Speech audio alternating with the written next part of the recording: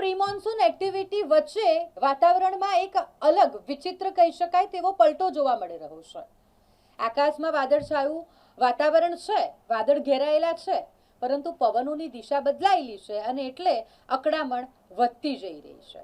અત્યારે વરસાદ વરસ્યા પછી પ્રી મોન્સૂન એક્ટિવિટી શરૂ થઈ ગયા પછી આમ તો તાપમાનનો પારો ગગડવો જોઈએ, એટલે કે ગરમી ઓછી થવી જોઈએ, પરંતુ ગરમીનું પ્રમાણ વધતું જઈ રહ્યું છે. અમદાવાદની જ વાત કરી લઈએ તો અમદાવાદમાં વરસાદ વરસ્યો 2-3 દિવસ પહેલા, એટલે તાપમાન થોડું ઘટ્યું, વાદળછાયું વાતાવરણ છવાયું, એટલે સૌને એવું લાગ્યું કે હવે ગરમીથી છુટકારો મળશે, પરંતુ ફરીથી લગભગ 2.8 ડિગ્રી તાપમાનમાં ઉછાળો આવ્યો અને તાપમાનનો પારો 40 ડિગ્રીએ પહોંચી ગયો છે.